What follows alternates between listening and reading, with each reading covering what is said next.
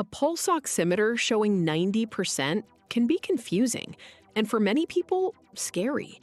You might look at that number and wonder if it's just a device error, a bad finger position, or a real sign that your body is not getting enough oxygen. That worry makes sense. Oxygen saturation, often called SpO2, is one of those numbers people hear about a lot, but many are not sure what counts as normal and what counts as low. For most adults, a reading of 90% is lower than expected. It does not always mean an emergency from one reading alone, but it is a number worth taking seriously. It matters even more if you also feel short of breath, weak, lightheaded, or more tired than usual. Caregivers often have the same question too. Should we wait, recheck, or call for help?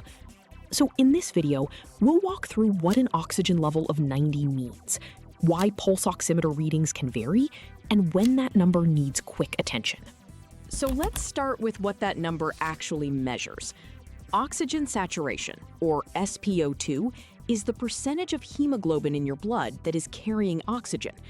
Hemoglobin is the part of red blood cells that moves oxygen from your lungs to the rest of your body. A pulse oximeter estimates that percentage through your fingertip. In many healthy adults, the usual range is about 95% to 100%. When the reading drops to 90%, it means less oxygen is being carried than expected.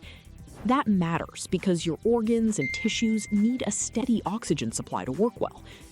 Now, one important detail is that a pulse oximeter is a helpful screening tool, not a perfect answer. Cold hands, movement, nail polish, poor finger placement, or a weak signal can affect the reading. That's why one number should be interpreted in context. The simple recap is this: 90% is generally low for most adults, but the reading should be checked carefully before you assume exactly what it means. Now, here's where it gets important. The key difference is between one isolated reading of 90 and a reading that stays around 90. If you get one low number, but you feel okay, your hands are cold, or you are moving, the device may not be giving its best reading.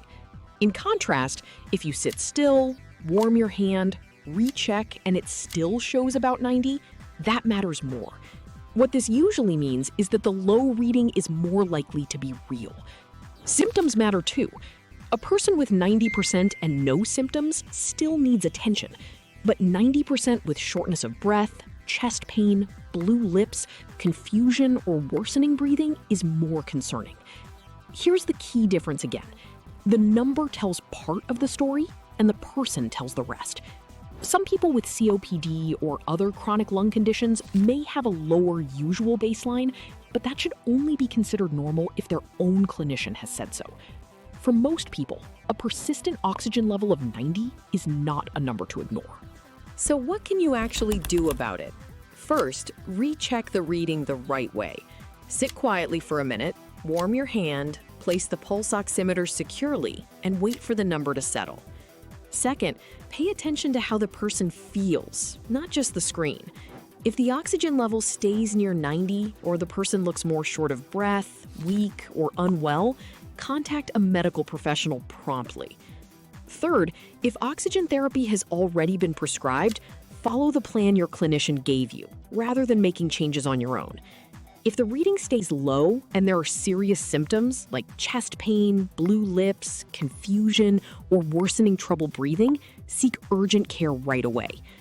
Nebulizers may help deliver prescribed breathing medicine, but they do not replace oxygen therapy when oxygen is actually low. This is general information and not a substitute for medical advice from your own clinician. If this helped you understand oxygen level 90 more clearly, consider watching our next breathing health video.